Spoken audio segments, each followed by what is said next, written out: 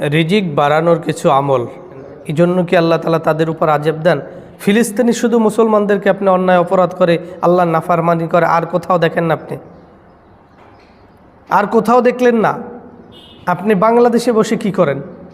কত শত শত হাজার কোটি নাফরমানি সকাল থেকে সন্ধ্যা পর্যন্ত হয়, কত জিনা বেবিচারি হয়, কত পরকীয়া হয়, কত অন্যায় অপরাধ হয়, এটা আপনি দেখেন না? রিজিক বাড়ানোর কিছু আমল, কোন কোন কাজ করলে আমাদের রিজিক বাড়বে এই সম্পর্কে আমরা আলোচনা করি। এক নম্বরে তওবা এবং ইস্তেগফারের মাধ্যমে রিজিক বৃদ্ধি পায়। যে ব্যক্তি বেশি বেশি তওবা করবে, ইস্তেগফার পড়বে, হাঁটতে বসতে যে কোনো অবস্থায় সে পড়তে পারে আস্তাগফিরুল্লাহ আস্তাগফিরুল্লাহ, তাহলে আল্লাহ রাব্বুল আলামিন তার রিজিক বৃদ্ধি করবেন। 2 নম্বর, বেশি বেশি দুরূদ শরীফ পড়ে। যে ব্যক্তি রাসূল সাল্লাল্লাহু আলাইহি সাল্লামের প্রতি বেশি দুরূদ পাঠ করবে, আল্লাহ তাআলা তার রিজিককে বৃদ্ধি করে দেবেন। এরপরে যে ব্যক্তি আত্মীয় সম্পর্ক বজায় রাখবে, আত্মীয় স্বজনদের হক আদায় করবে। আত্মীয় সম্পর্ক আমাদের সমাজে নষ্ট হয়ে যাচ্ছে, কিন্তু এটা রিজিক বাড়ানোর অন্যতম একটি কারণ। রাসূল সাল্লাল্লাহু আলাইহি সাল্লাম তিনি বলেন, যে ব্যক্তি রিজিক এবং হায়াত বৃদ্ধি করতে চায় সে যেন আত্মীয় এবং স্বজনদের, অর্থাৎ নিজের পরিবারের যারা আছে ভাই বোন আত্মীয় স্বজন, তাদের সম্পর্ক, তাদের সাথে সুসম্পর্ক রাখে, ভালো সম্পর্ক রাখে এবং তাদের খোঁজ খবর নেয়। কারণ তারা যদি আত্মীয় সম্পর্ক বজায় রাখে এবং তাদের হকগুলো সঠিকভাবে আদায় করে, তাহলে হায়াতের মধ্যে যেমন বৃদ্ধি পাবে, রিজিকের মধ্যেও তার আল্লাহ তাআলা বৃদ্ধি দিয়ে দেবেন। এজন্য আত্মীয়তার সম্পর্ক বজায় রাখা। এরপরে বিবাহ শাদী করা।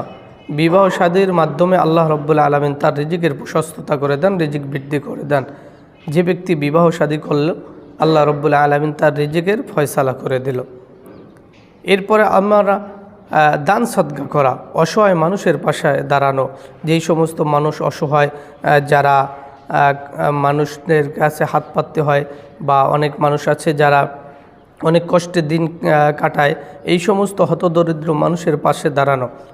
যারা পাশে দাঁড়াবে তাদের রিজিক আল্লাহ তাআলা বৃদ্ধি করে দেবেন। এরপরে হজ এবং ওমরা করা।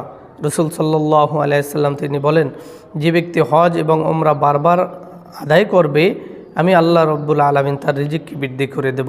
এবং হজ ওমরা পালন করা এগুলো কত সৌভাগ্যের। যারা গেছেন তারা তো জানেন।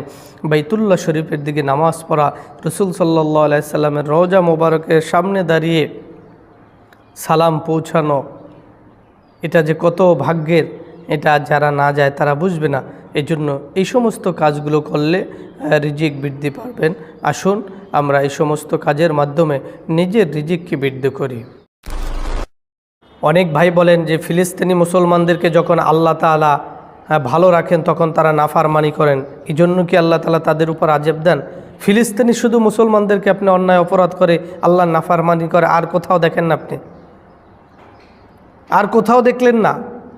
আপনি বাংলাদেশে বসে কি করেন? কত শত শত হাজার কোটি নাফরমানি সকাল থেকে সন্ধ্যা পর্যন্ত হয়, কত জিনা বেবিচারি হয়, কত পরকীয়া হয়, কত অন্যায় অপরাধ হয়, এটা আপনি দেখেন না? এই জন্য অন্যায় অপরাধ মানুষ হিসাবে দুনিয়ার সমস্ত মানুষ করবে। আল্লাহ তাআলার শান মান হলো আল্লাহ তাআলা বান্দাকে ক্ষমা করবে। ফিলিস্তিন এটা এমন একটা জমিন, যেই জমিন অসংখ্য নবী রসুলের পদচারণা রয়েছে, আগমন রয়েছে, আল্লাহ রসুলের ইমামতিতে তারা নামাজ আদায় করেছেন। যেই ভূমিতে আমাদের মুসলমানদের সর্বপ্রথম কিবলা পশ্চিম, যার দিক ফিরে আমরা নামাজ আদায় করতাম, সেই কিবলা অবস্থিত। যেই জমিনে আল্লাহ রসুল মেরাজ করেছেন, বাইতুল্লাহ থেকে বাইতুল আকসা পর্যন্ত গিয়েছেন, এরপর ওখান থেকে আল্লাহ তাআলা মেরাজ করিয়েছেন।